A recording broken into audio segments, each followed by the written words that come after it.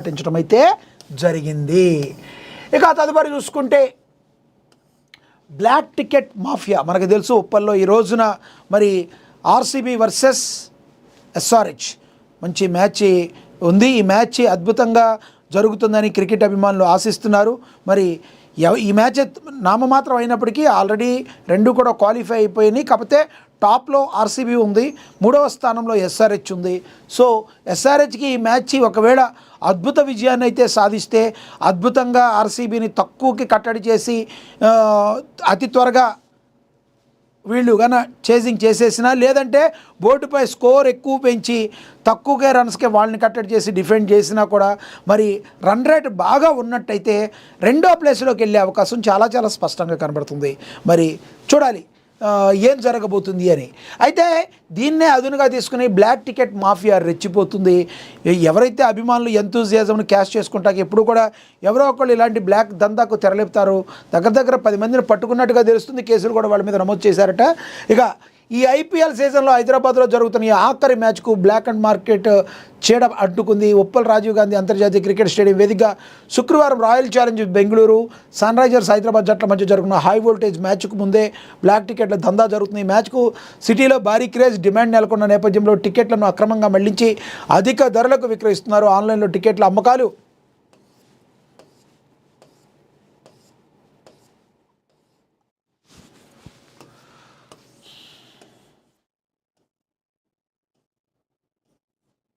ప్రారంభమైన కొద్ది నిమిషాల్లోనే సోల్డ్ అవుట్ అని బోర్డులు పెట్టడంపై అభిమానులు తీవ్ర ఆగ్రహం వ్యక్తం చేస్తున్నారు.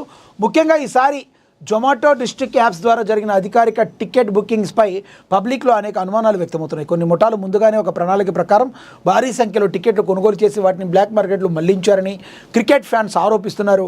సాధారణ ధరలకు లభించాల్సిన టికెట్లను సామాజిక మాధ్యమాల్లో స్టేడియం వెలుపల పరువు ఎక్కువ ధరలకు విక్రయిస్తూ ఉండడంతో నిజమైన క్రీడాభిమానులు మ్యాచ్ను ప్రత్యక్షంగా వీక్షించే అవకాశాన్ని కోల్పోతున్నారని తీవ్ర ఆవేదన వ్యక్తం చేస్తున్నారు. సోషల్ మీడియా వేదికగా కూడా ఈ టికెట్ల అవకతవకలపై పెద్ద ఎత్తున నిరసనలు వ్యక్తమవుతున్నాయి.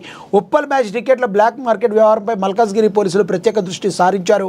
స్టేడియం పరిసరాల్లో రహస్యంగా తనిఖీలు చేపట్టిన పోలీసులు అక్రమంగా టికెట్లు విక్రయిస్తున్న వారిపై ఇప్పటివరకు కూడా 10 కేసులు నమోదు చేసినట్లు అధికారికంగా ప్రకటించారు. శుక్రవారం మ్యాచ్ ప్రారంభమయ్యే వరకు స్టేడియం పరిసర ప్రాంతాలతో పాటు ఆన్లైన్ ప్లాట్ఫామ్లు, సోషల్ మీడియా అకౌంట్ల ప్రత్యేక విభాగంపై నిఘా కొనసాగుతుందని పోలీసులు తెలిపారు.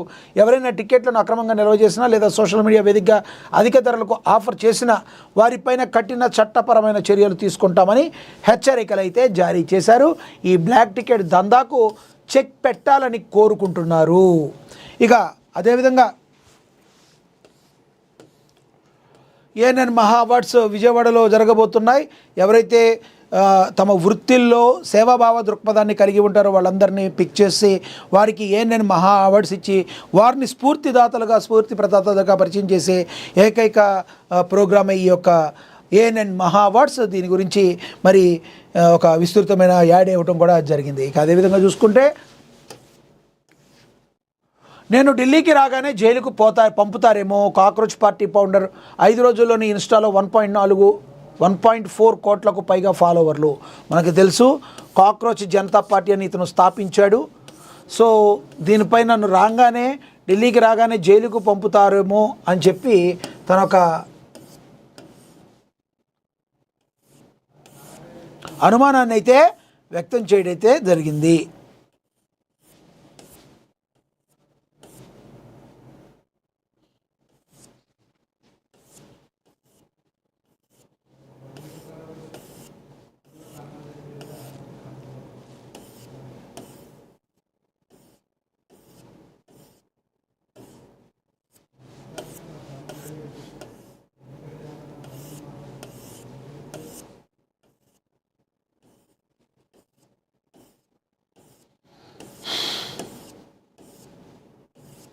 రైట్. ఇక తదుపరి చూసుకుంటే మొదటి 2 స్థానాల్లో అంబానీ, అదానీ, అలాగే టాప్ 10 బిలియనీర్లు వీరే అని చెప్పి కూడా ప్రచురించారు.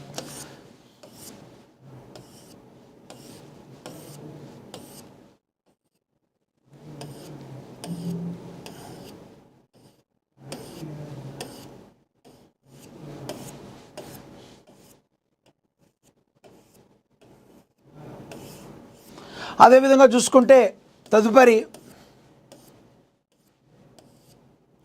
యూపీలో మళ్ళీ బీజేపీని యాక్సెస్ మై ఇండియా అధినేత ప్రదీప్ గుప్తా తెలియజేశారని కూడా మరి దీనిలో ప్రచురించడం అయితే జరిగింది. మళ్ళీ యూపీలో బీజేపీనే వస్తుంది అని చెప్పి ప్రదీప్ గుప్తా చెప్పారు. ఉత్తరప్రదేశ్లో అధికారిక బీజేపీ పాలన పట్ల ప్రజలు సంతృప్తితో ఉన్నారని ప్రముఖ ఎన్నికల విశ్లేషకుడు యాక్సెస్ మై ఇండియా అధినేత ప్రదీప్ గుప్తా అభిప్రాయపడ్డారు. ప్రస్తుత పరిస్థితులను బట్టి చూస్తే యూపీలో బీజేపీకి 2027లో జరగబోయే అసెంబ్లీ ఎన్నికల్లో పెద్ద ఇబ్బందులు కనిపించడం లేదన్నారు. ఇదే సమయంలో ఉత్తరప్రదేశ్ రాజకీయంగా అస్థిర